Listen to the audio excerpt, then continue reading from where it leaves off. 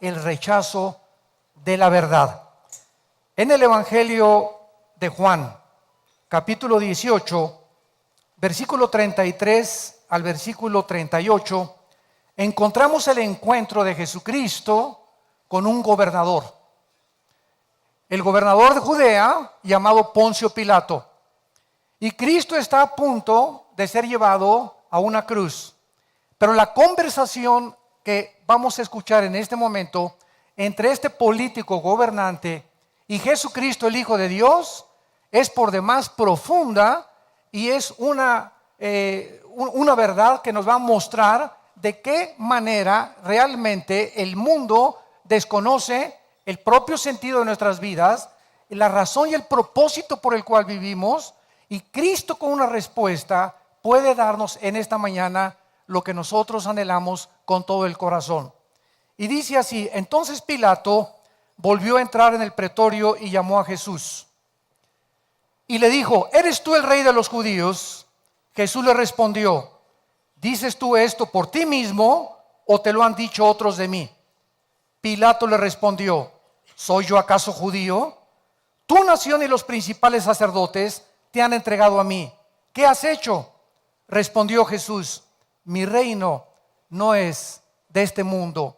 Si mi reino fuera de este mundo, mis servidores pelearían para que yo fuera entregado o para que no fuera entregado a los judíos, pero mi reino no es de aquí. Le dijo entonces Pilato: ¿eres tú rey? Respondió Jesús: tú dices que yo soy rey. Yo para esto he nacido y para esto he venido al mundo, para dar testimonio a la verdad. He venido al mundo a dar testimonio a la verdad. Todo aquel que es de la verdad, oye mi voz. Le dijo Pilato: ¿qué es la verdad? Y cuando hubo dicho esto, salió otra vez a los judíos y les dijo: yo no hallo en él ningún delito.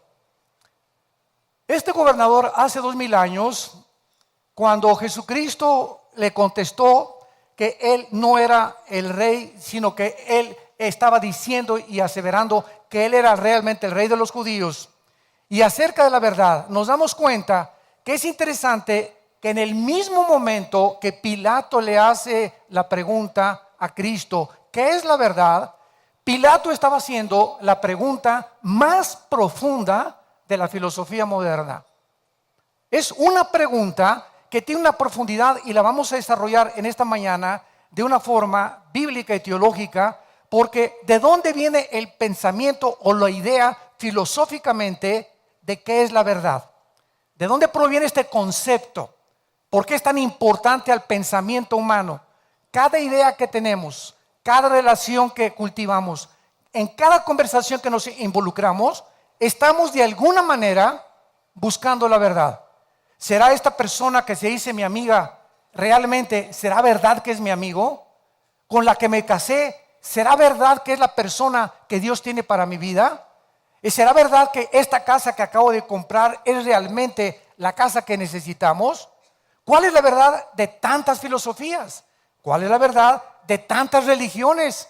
¿O acaso, como han concluido los ateos del siglo XXI, no existe la verdad absoluta? Todo es relativo. Tu verdad es tu verdad, mi verdad es mi verdad. No podemos tener ningún absoluto porque todo es absolutamente relativo. Una de las realidades más básicas e innegables, universales del pensamiento es la absoluta necesidad que el mundo tiene actualmente de la verdad, porque es la pregunta más importante, enfatizo, filosófica que se puede hacer. Vamos a iniciar en esta mañana esta conferencia tratando de definir etimológicamente la palabra verdad. La palabra verdad viene del hebreo emuná, con E de Enrique, emuná, y del griego aletheia. Y escuchen lo que dice la definición bíblica o teológica de la verdad. La verdad conlleva la idea de fidelidad, firmeza, consistencia, inmutabilidad y certeza. Estas dos palabras realmente significan la realidad en contraste con lo temporal. En otras palabras, vivimos en un mundo temporal. Todo absolutamente a nuestro alrededor es pasajero, todo se va a acabar. Lo afirma la ley de la entropía física, que todo tiene un desgaste, de acuerdo a la segunda ley de la termodinámica. Todo se acaba, todo se echa a perder. El motor de tu carro, tu casa, todo se despinta. Estamos envejeciendo. El sol pierde millones de toneladas masa. Entonces, si nosotros queremos abordar el tema de la verdad, no podemos nosotros más que enfrentarnos con una imposibilidad al darnos cuenta que la verdad, escuchen con mucha atención, no la podemos nosotros definir. Porque todo es absolutamente pasajero y temporal y transitorio. Y precisamente el sentido etimológico conlleva la definición de inmutabilidad. O sea, para concluir, la verdad es algo que no puede estar sujeto a cambio. Lo puedes apuntar. La verdad es algo que no puede cambiar, que tiene que ser consistente, firme, estable, inmutable, fiel. Y eso no lo vamos a encontrar en este mundo. Y por causa de esta definición, que precisamente la verdad tiene que provenir fuera de nosotros, Jesucristo baja al mundo hace 2000 años para decirnos: yo soy el camino, yo soy la verdad y yo soy la vida eterna. En otras palabras, cuando Pilato le pregunta a Jesucristo ¿qué es la verdad?, Cristo no le contesta, porque la verdad es una persona. Y esta persona se llama Jesús de Nazaret. Y en él están encerrados todos los tesoros de la sabiduría y del conocimiento humano. Veamos nosotros, por ejemplo, en el libro de Deuteronomio, en el Antiguo Testamento, de qué forma Dios es el autor. Él es el determinador, el origen, el gobernador, el árbitro, el patrón y el juez y el final de la verdad. Dice el versículo 4, Él es la roca cuya obra es perfecta, porque todos sus caminos son rectitud. Dios de verdad y sin ninguna iniquidad en Él, es justo y es recto. Cuando Jesús dijo, yo soy la verdad, Jesús estaba haciendo la aseveración profunda acerca de que Él era Dios. Porque no puede haber una verdad fuera de Dios. Y cualquier enfoque filosófico que se quiera abordar para tratar de definir la verdad o tratar de encontrar la verdad entre nosotros los seres humanos, nunca nos vamos a poder satisfacer. Nos vamos a enfrentar con un mundo de hipótesis, de especulaciones, etcétera, etcétera, como se encuentra actualmente el mundo. Jesús enseñó también en Juan 17:17 que la Biblia es la verdad. Santifícalos en tu palabra, la Biblia es la verdad. Este libro, damas y caballeros, que tengo en estos momentos en mis manos, es el primer libro que se escribió y se tradujo del original al latín por el monje Jerónimo. El primer libro en haber sido impreso en la imprenta de Gutenberg.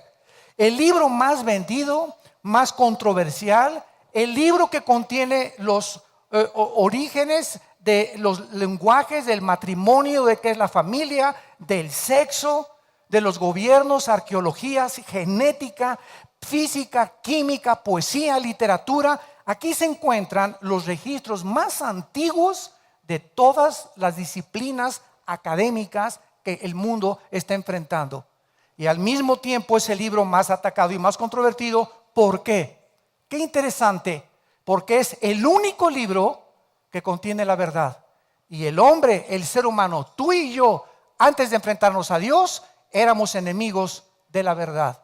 Porque la verdad, como dice el dicho en mi rancho, no duele, ¿verdad? Pero la verdad llega a lo profundo de tu corazón y la verdad te lastima. Y el mundo no está preparado y no quiere aceptar la verdad de Dios. Veamos nosotros lo inadecuado, en segundo lugar, de todas las definiciones que se han manejado. La verdad separada de Dios no significa absolutamente nada. Un matrimonio sin Dios tiene muy pocas probabilidades de funcionar. Una persona que quiera alcanzar en la vida, pues como los jóvenes ahorita, cuando me invitan a mí a las universidades a dar conferencias, siempre les pregunto a los jóvenes, ¿qué carrera están buscando ustedes? El 90% me contestan, carreras donde pueda hacer plata, donde pueda hacer dinero.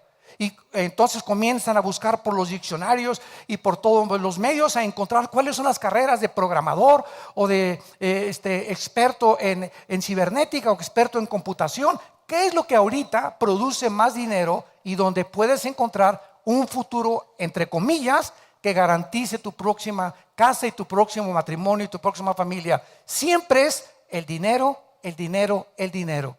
Y cuando se persigue el dinero como el fin, el dinero no es que sea malo, porque lo malo es el amor al dinero. El dinero no es malo, pero cuando se persigue el dinero como el fin, te equivocas y llegas a los 25 años, a los 28 años con tu título de ingeniero, de arquitecto, de médico o de programador y te das cuenta que no es para lo que tú naciste, que no es realmente donde tú tenías tu corazón, sino que escogiste esto guiado equivocadamente por una verdad que no existe, una verdad que estabas completamente divorciada de Dios. Dios como su origen es el único que nos puede decir que es la verdad y ningún ser humano puede definir la verdad.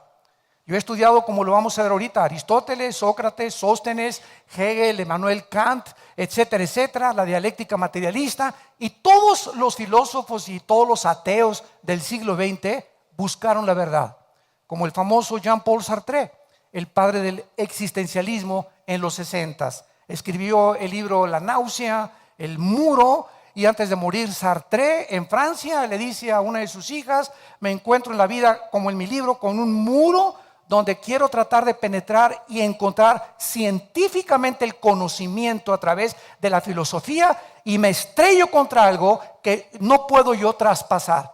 Y ese muro precisamente que Sartre no pudo traspasar es lo que la Biblia le llama, damas y caballeros, la limitación del conocimiento y el intelecto humano. Hasta que el ser humano reconozca que somos limitados, que tenemos un intelecto que no puede compararse. Si vamos a suponer que si Dios existe, tiene que ser un ser infinitamente sabio, cuyos pensamientos y cuyos caminos son mucho, mucho más grandes y más altos que los nuestros. Esto es lógico, siguiendo una línea lógica elemental. Entonces, si Dios es ese Dios y yo soy un hombre con un cerebro de chícharo, de renacuajo, de caracol, ¿cómo me atrevo a creer que yo puedo concebir, poder decirle a Dios por qué hiciste esto o te equivocaste? O si yo fuera tú, no lo hubiera hecho. A ver, ven para acá, Dios, siéntate aquí, soy el juez, yo te voy a juzgar y tú me vas a responder.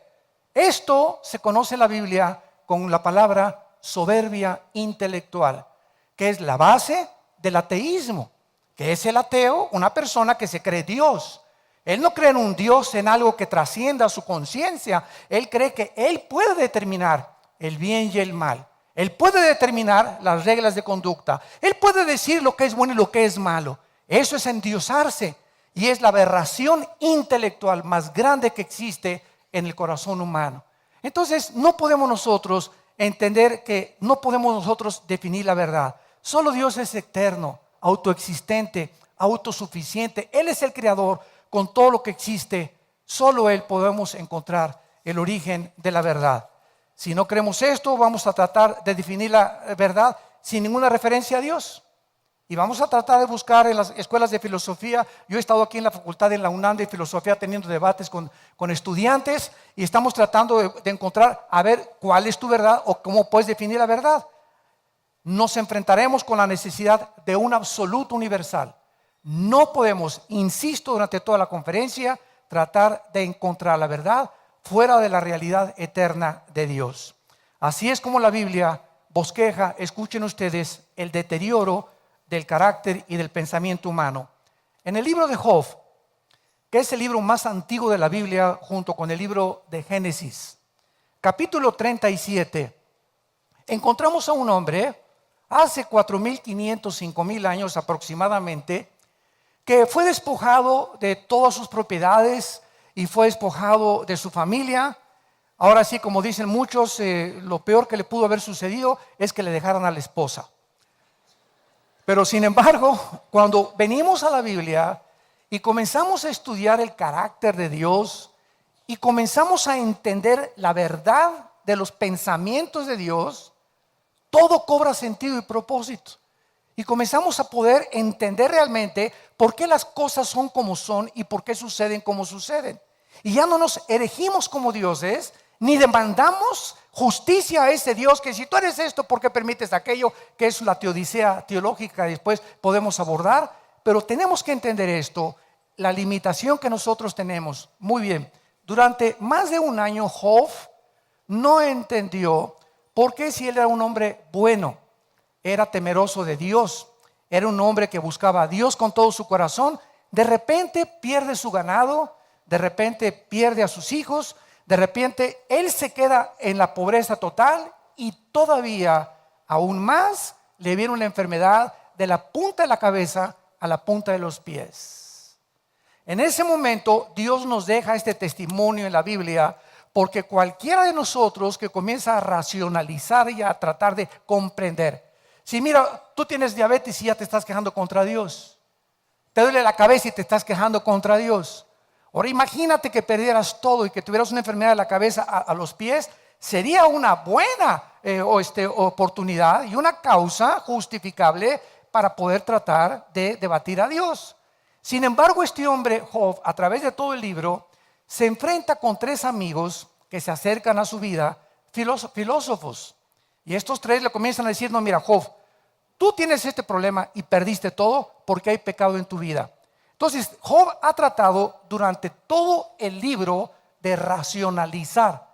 ¿Por qué si soy bueno me pasan cosas malas? ¿Por qué si soy bueno me pasan cosas malas? ¿Por qué si me acabo de convertir a Cristo de repente me chocaron mi carro? ¿Por qué si soy bueno mi hija todavía es una rebelde y todavía no se convierte? ¿Por qué si he decidido abrir estudios en mi casa de la Biblia, el primera semana antes de que los abriera ya comenzaron los pleitos entre yo y mi esposo? Tuvimos un problema con la hija, precisamente porque la Biblia nos coloca en un mundo en el cual estamos ocupados nosotros en resistir a un mundo invisible que nos rodea de maldad.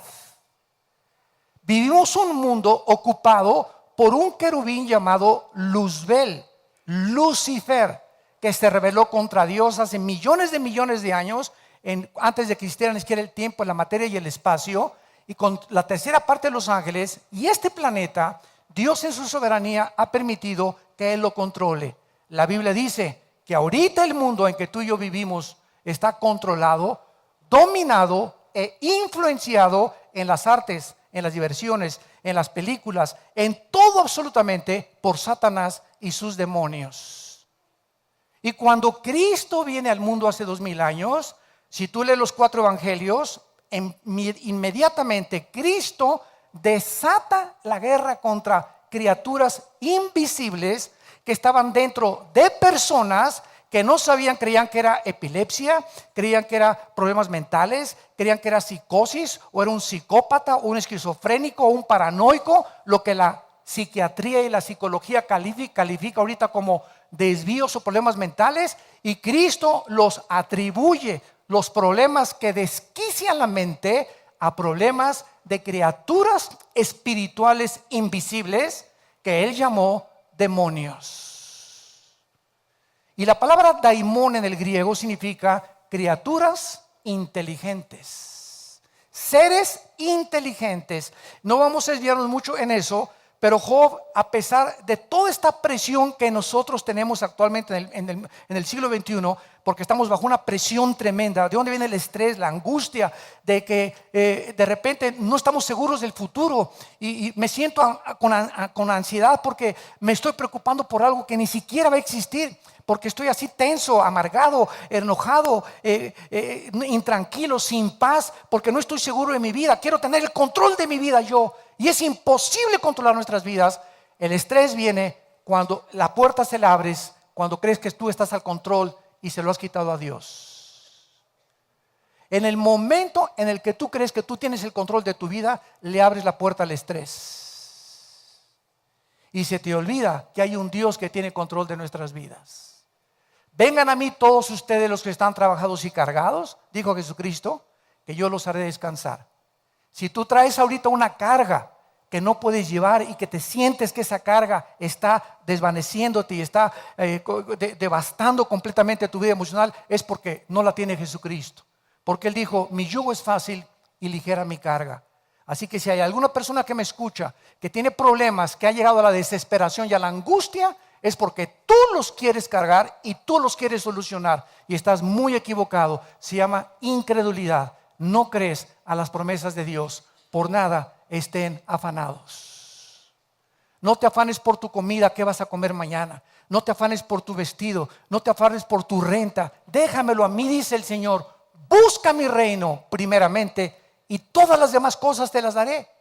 Ese es el secreto de la vida que Jesucristo nos vino a revelar. Tenemos una relación con Dios, busquemos a Dios y la relación mediante su Hijo Jesucristo y dejemos que Dios, probémoslo, experimentémoslo en nuestra propia vida. Él tiene cuidado de nosotros. Nunca te dejaré, dice el Señor. Nunca te abandonaré. Nunca dejaré que te hundas. Te haré que tú llegues al otro lado de la orilla. Te amo con todo mi corazón. Ve la cruz. En esa cruz Dios nos muestra su amor, su infinito amor y el cuidado que Él quiere tener por nosotros.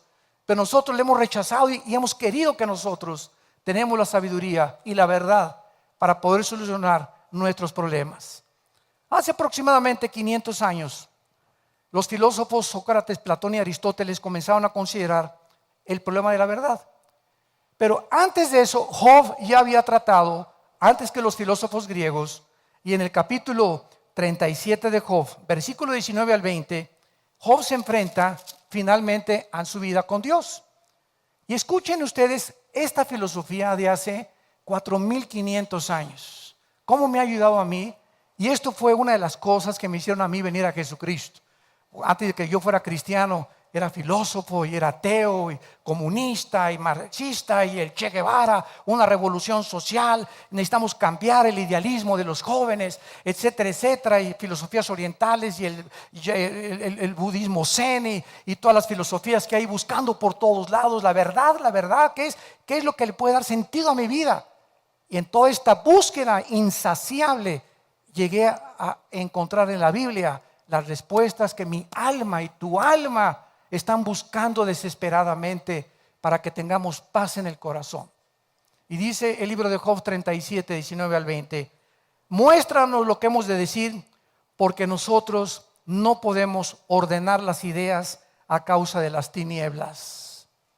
Por más que un ser humano trate de entender qué es lo que pasa en el mundo, el origen del universo, quiénes somos, a dónde nos dirigimos, por más que le des vueltas y vueltas y vueltas y vueltas, a través del método científico nunca lo vas a encontrar. ¿Por qué? Porque la ciencia tiene que ser demostrada. Si no es demostrable, no es científico. Nadie supo cómo se creó el universo. Entonces especulamos, teorizamos, pues una explosión y el Big Bang, etcétera, etcétera. Pero no nos damos cuenta que jamás llegaremos al origen de las cosas porque no estuvimos ahí.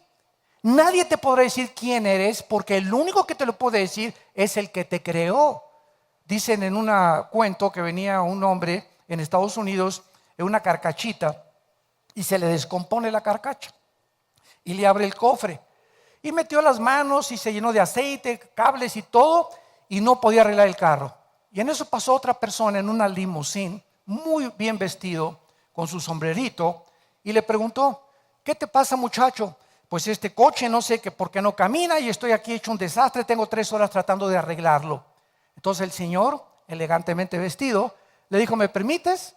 Súbete al carro y cuando yo te diga prendes el switch. Entonces agarró 2 cables, 3 y que prende el carro. Y el muchacho le preguntó, oiga, ¿cómo le hizo usted para arreglar este problema en 2 minutos cuando yo llevo 3 horas?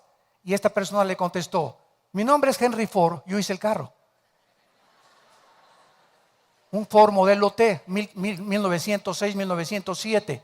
Y así estamos nosotros, queriendo arreglar con psicología el matrimonio y nuestros hijos, y con la psiquiatría y con filosofías orientales, y buscando por allá y de un teatro al otro, de una filosofía a otra, de una botella a otra, de una droga a la otra, buscando siempre por todos lados. Y todos somos hombres, somos humanos. Nadie más que Dios nos puede ayudar, entendámoslo. Estamos tratando de arreglar algo que trasciende las capacidades que tenemos nosotros para ser padres, para ser esposos, para ser hijos, para ser empresarios. Va mucho más allá de la capacidad con la cual tú y yo hemos nacido. No somos dioses, necesitamos a Dios. Y es hasta el momento en que tú reconoces tu necesidad que tienes de Dios, cuando verdaderamente tu corazón se puede abrir, porque la Biblia dice: me encontrarás porque me buscarás con todo tu corazón. Vemos nosotros también en el versículo 20 de Job 37, que dice Job: por más que el hombre razone, quedará como abismado. Por eso el 90% de los ateos o mueren locos o mueren completamente amargados contra alguien que no existe. Por el amor de Dios, se han pasado toda su vida luchando con algo inexistente. Fue lo que le dijo Sartre a su hija antes de morir: ahora reconozco que he sido un tonto, yo me considero un filósofo racionalista, y ahora comprendo, concluyendo mi vida y mi lucha y mis pensamientos, que me he pasado más de 75 años luchando contra alguien que no existe. Esto es un absurdo filosófico ya de por sí. Qué increíble, ¿verdad? Pero esa es la mente humana. Y también dice en el capítulo 40 de Job, versículo 2: además le responde Jehová a Job y le dice: ¿es sabiduría contender con el omnipotente? ¿Qué contestarías tú? ¿Podría un niño de 3 años ponérsele al brinco a Alberto Einstein? Oye, explícame tu fórmula E igual a MC al cuadrado. Mira, chamaco, cabeza melocotón, por más que yo te lo explicara, tienes primero que aprender a sumar, restas, quebrados, raíz cuadrada, cálculo diferencial, matemáticas cuánticas, etcétera, etcétera. Entonces, ¿cómo es posible que nosotros, con lo limitado que somos, tratemos de contender, de encontrar en nosotros mismos o en hombres como nosotros mismos la respuesta a las preguntas más profundas de la conciencia humana? Y por eso la humanidad es una humanidad como Friedrich Nietzsche, el alemán que influyó el nazismo, el comunismo, el fascismo y el evolucionismo. Bueno, más bien, él fue influido por Carlos Darwin. Nietzsche acabó en un psiquiátrico como homosexual a los 50 y tantos años de edad.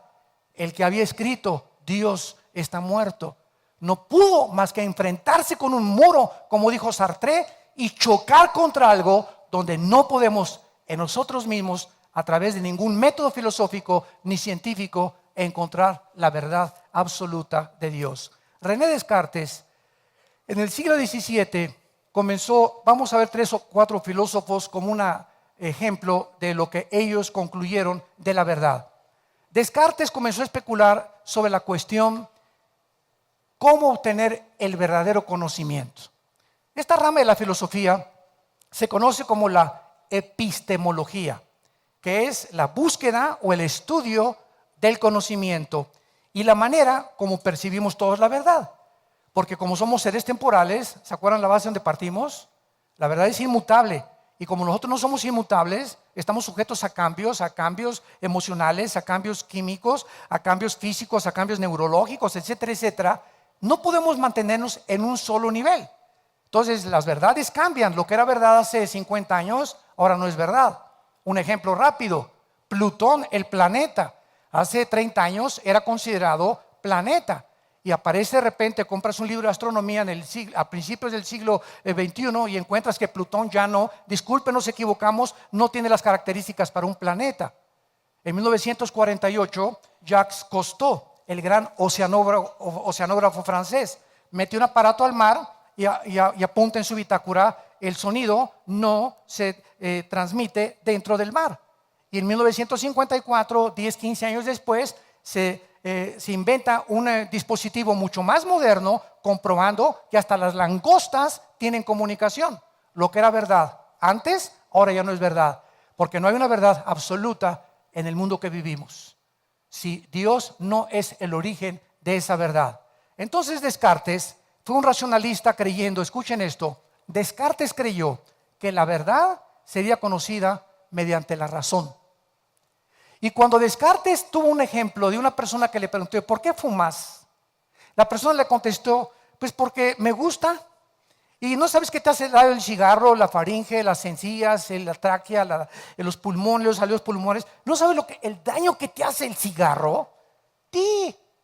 Entonces, ¿por qué lo haces? No, chepo. Pues porque me gusta. O sea, mi razón me dice, y los cigarros lo dicen, este producto es nocivo para su salud.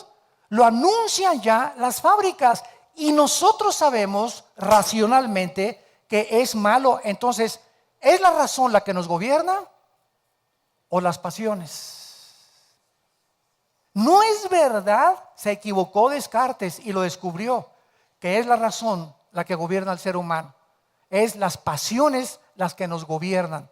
Una persona con razón dice, la familia es el tesoro más grande que Dios nos ha dado. Voy a luchar por mi esposa, no importa que se ponga gorda o que no se ponga gorda, o mi esposo que esté pelón, que no esté pelón, pero es el matrimonio en el cual nosotros tenemos que luchar a nuestros hijos.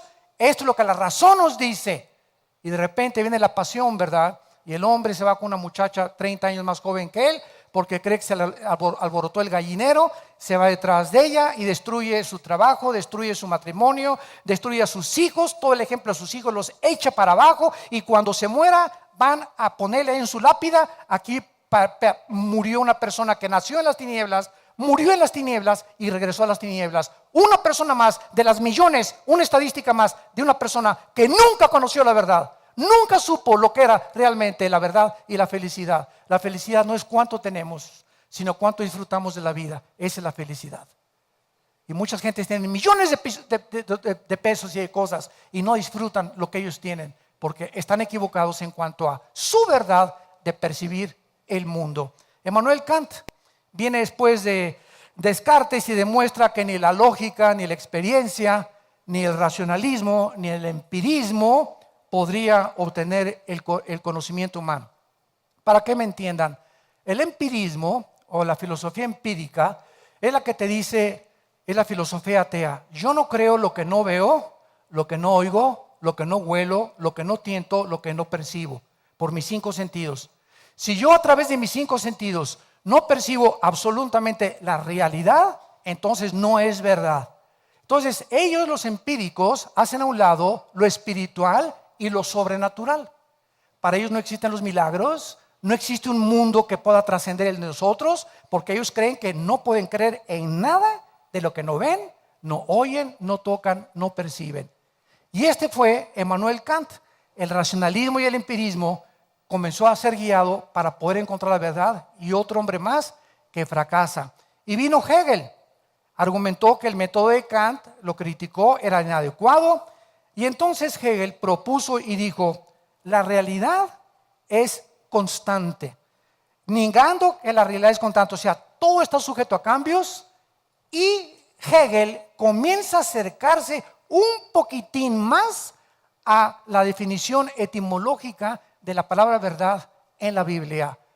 No podemos encontrar a través de nuestros 5 sentidos la verdad, ni del conocimiento. Vamos a juntar a todos los más grandes hombres científicos, Jack Hawkins, Einstein, Carlos Marx, Charles Darwin. Dime, como dicen en mi tierra, el gallo giro que tú quieras. Tráeme tu gallito. ¿Quién es tu escritor mejor que me pueda citar?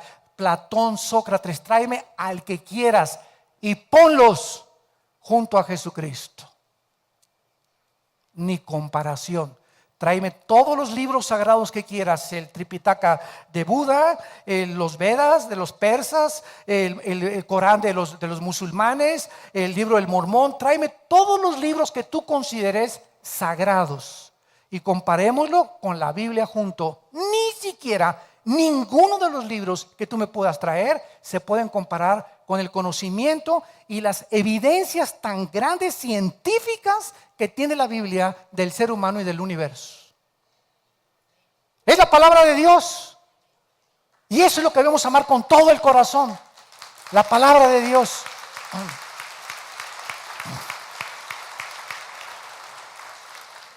¿Cuál es la lección más valiosa para la humanidad que tiene que ser aprendida de la filosofía? Es que es imposible, tratemos de aprender esto, amantes de la filosofía, es imposible tratar de darle sentido a la verdad sin reconocer a Dios como el punto de partida. Desde cualquier perspectiva que tú quieras abordar y el estudio de qué es la verdad, realmente, qué es la verdad en el universo que existo, de dónde vengo, quién soy, para qué nací. ¿Hay vida después de la vida? Y si no hay vida después de la vida, nada tiene sentido, nada tiene propósito. La moral es relativa, porque para los nazis matar 6 millones de judíos era su verdad. Cuando los trajeron al juicio de Nuremberg, 1947-48, les demostraron que la conciencia la habían violado, porque abusar de un grupo étnico como los judíos, no importa que o musulmanes o negros o mexicanos o chinos o lo que sea, cualquier ser humano que se erija superior a los demás es un hombre que ha perdido completamente la brújula de la verdad. Porque la verdad es que todos somos hechos de la misma sangre, que somos una misma raza, amarillos, morenos, negros, blancos, anglosajones, etcétera, etcétera, que todos provenimos de Dios y que todos los seres humanos, por más pobres que sean, por más ricos, por más indígenas, fuimos creados a su imagen y semejanza. Esto es lo que le hace digno al ser humano, la imagen y semejanza de Dios. Y esta es la razón por la cual debemos de tratarnos con respeto. Este es el fundamento de los verdaderos derechos humanos, la imagen y semejanza que Dios ha estampado en nuestros corazones. Y mientras no tengamos ese respeto de los unos por los otros, es lo que proviene con la palabra racismo, que cada vez aumenta más y más en el mundo. En el libro de Colosenses capítulo 2, versículo 8, el apóstol Pablo dice lo siguiente: nadie los engañe por medio de filosofías, ni de huecas sutilezas según la tradición de los hombres, sino según en Cristo.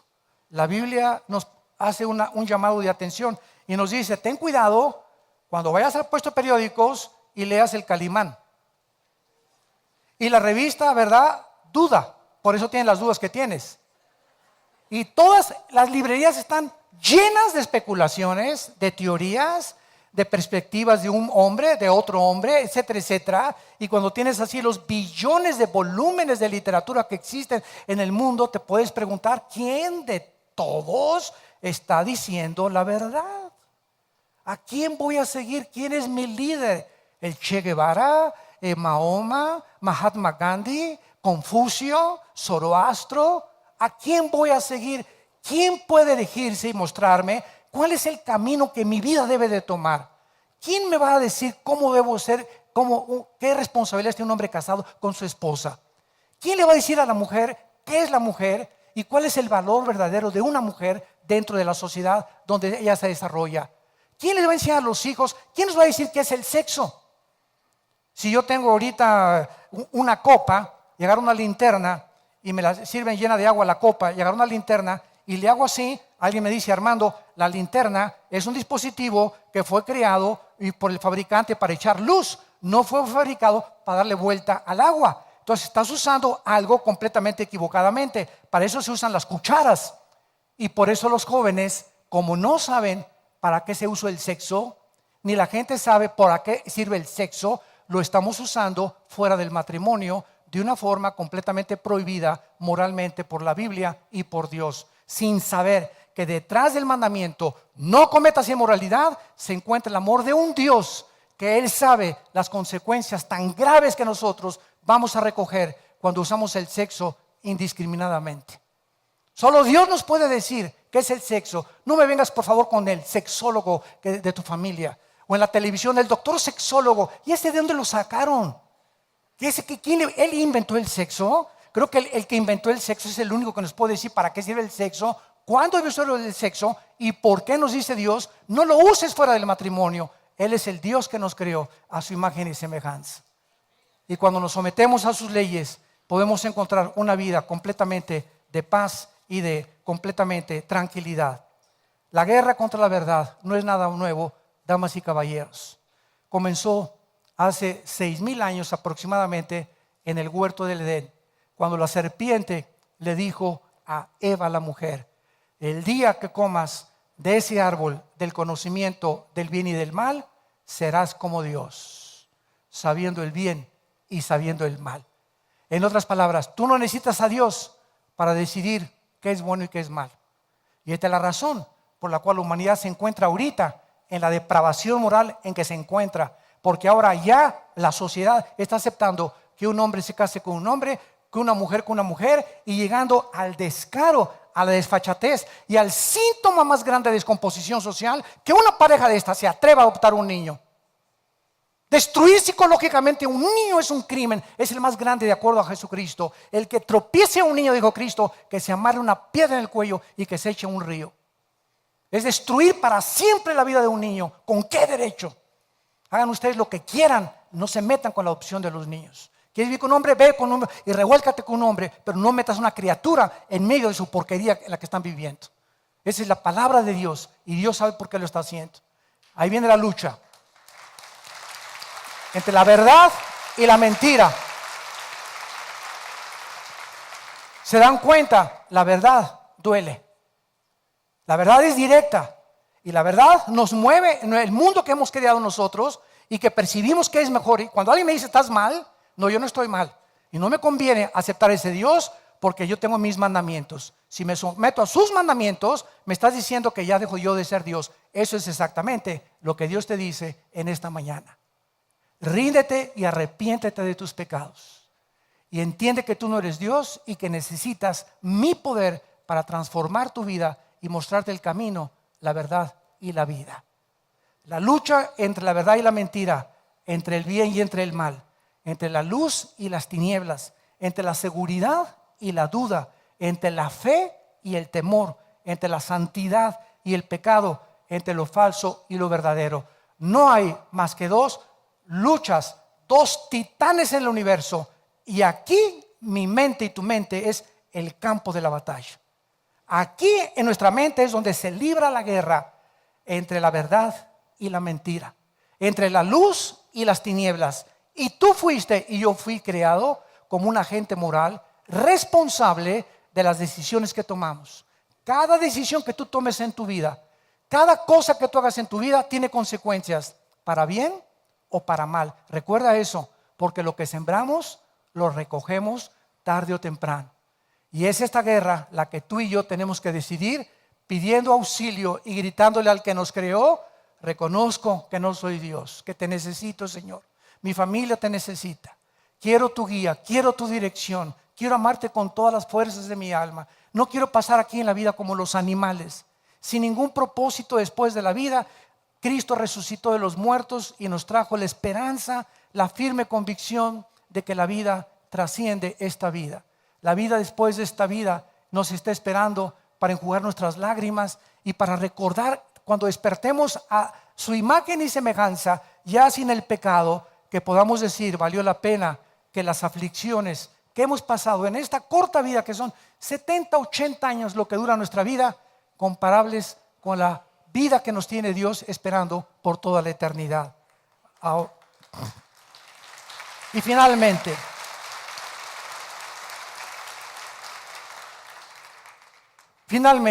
este es, damas y caballeros, el mensaje que el mundo necesita. Es el mensaje que necesitan los políticos. Yo el otro le decía a mi esposa: si tan solo los gobiernos entendieran la necesidad que tan grande que tienen de la iglesia. Porque el gobierno no puede cambiar el corazón de los hombres. El gobierno está establecido por Dios, los gobiernos civiles, para frenar el mal a través de castigos, cárceles, etcétera, etcétera. Pero la iglesia, el mensaje que tiene la iglesia es el único que cambia el corazón humano. Y cuando el gobierno entiende esto, que la iglesia tuviéramos más libertades de predicar el evangelio más abiertamente, los ciudadanos pagarían sus taxes, sus impuestos, serían mejores padres, habría menos delincuencia, etcétera, etcétera, porque es lo que finalmente cambia al hombre. Tú encierras a alguien 30, 40 años en una prisión y son centros y escuelas del crimen. Nunca jamás se ha rehabilitado nadie dentro de una prisión. En la Biblia no existen las prisiones, existían las ciudades de refugio, porque es el mensaje del evangelio el que transforma el corazón. Y cuando predicamos el evangelio y la gente cambia, el gobierno trabaja libremente. ¿Por qué? porque los ciudadanos estamos haciendo todo lo posible para que nuestro México lindo y querido, y Honduras o Guatemala o lo que sea, puedan surgir del estancamiento a donde nos hemos estancado por causa del pecado, de la corrupción, de la maldad, y porque nos hemos erigido como dioses. Ese es nuestro mensaje. De tal manera amó Dios al mundo, que ha dado a su Hijo unigénito, para que cualquiera de ustedes que en Él crea no se pierda, mas tenga la vida eterna. Dios cuelga a su Hijo en una cruz y le permite que le pongan espinas y clavos en sus manos, y hecho un guiñapo humano. Era irreconocible. Dice en Isaías 52, 53 que Cristo en la cruz era irreconocible. Su madre, la Virgen María, al pie de la cruz, no lo podía ni siquiera reconocer, que no tenía ya los tejidos subcutáneos, era sangre por todos lados, latigazos por todos lados, y en este estado de agonía, Él grita todavía y le dice a su Padre: perdónalos, porque no saben lo que están haciendo. Y Él estaba hablando de los romanos, que eran simplemente siervos del imperio romano. Ellos no sabían quién era el Hijo de Dios. Y así hay mucha gente que no sabe quién Él es, el Cristo. Y nuestra misión es al mundo, comenzamos con nuestra familia, con nuestros hijos, con nuestros familiares, darles este mensaje de esperanza, este mensaje de poder, que tú no tienes por qué vivir una vida miserable, de estrés, de ansiedad, de amargura, de culpa, de condenación, porque ninguna condenación ni culpa hay el que ha sido lavado con la sangre del Hijo de Dios. Y tú en esta mañana puedes ser lavado con esa sangre y aceptar a Cristo como tu Salvador. Somos embajadores de Cristo y estamos llamando al mundo que se reconcilien con Dios. Yo te digo en esta mañana: arrepiéntete de tus pecados, por cuanto Dios, el Dios de la Biblia, ha establecido un día cuando tú mueras y cuando yo muera, donde va a juzgarte de todo lo que hiciste y de todo lo que yo hice. Cuando yo esté en ese juicio de Dios, podré ver la cruz y Dios me dirá: tú aceptaste lo que mi Hijo hizo por ti, estás perdonado, no hay condenación para tu vida. Pero todos aquellos que rechazaron este mensaje, la verdad, dijo Cristo en Juan capítulo 3, esta es la condenación, que la luz vino al mundo, como ahorita estamos siendo iluminados por la verdad, pero los hombres amaron más las tinieblas, porque sus obras eran malas. Es como una gente mineros que se caen en una mina y durante 3 semanas no han visto la luz. Imagínate que de repente se abre un hoyito arriba y entra un rayo de luz. Cualquier persona que voltea allá adentro, los mineros, y vean la luz, se quedan ciegos, porque su retina se había acostumbrado a la oscuridad. Él necesita que la luz comience poco a poco a iluminarlo, pero no verla directamente. Por eso nadie puede ver a Dios. Nos dejaría ciegos espiritual e intelectualmente. Entonces esta luz viene progresivamente en tu vida cuando aceptas a Cristo y comienzas a ver que ya entiendas la Biblia y le das la vuelta, y sin que te des cuenta ya tienes un año en Cristo y tienes una paz que nunca te pudiste explicar, tienes un sentido en tu vida, tu matrimonio comienza a cambiar, nuestros hijos comienzan a cambiar y nos damos cuenta que Jesucristo vive. Él vive y Él es la razón por la cual nosotros vamos a vivir también. Si Él no hubiera resucitado, no habría para nosotros ninguna esperanza, ninguna esperanza. ¿Cuántos de ustedes quisieran en esta mañana? Ninguno ha venido aquí, ni los que nos oyen por la televisión y los medios de redes sociales, ninguno está oyendo esta conferencia por coincidencia ni por accidente, sino porque Dios en su misericordia, escúchame, y en su gracia, Él te ha traído y te ha permitido que tú abras tus oídos en esta mañana y detengas tu vida. Ya pongas un alto a tu manera de vivir y te regreses a Dios, reconozcas que lo necesites, te arrepientas sinceramente de tu vida y abraces la cruz. Porque este es el mensaje que es el que va a transformar completamente tu vida, tu familia, tu trabajo y tu futuro. ¿Cuántos de ustedes quisieran en esta mañana abrirle su corazón al Hijo de Dios? Les pido por unos instantes que inclinen su cabeza. Los que gusten, así con tu rostro inclinado, dile a Dios estas palabras con todo tu corazón, lo más sincero que tú puedas hacer. Dile: Señor mío y Dios mío, Te pido perdón por mi vida, por mis pecados.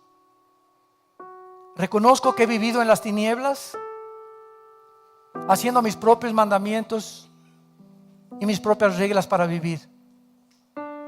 Ahora comprendo que te necesito, que tú en esa cruz diste a tu Hijo unigénito, Jesucristo, para que con su sangre, con su vida, Él pudiera pagar lo que yo nunca hubiera podido pagar con mis buenas obras.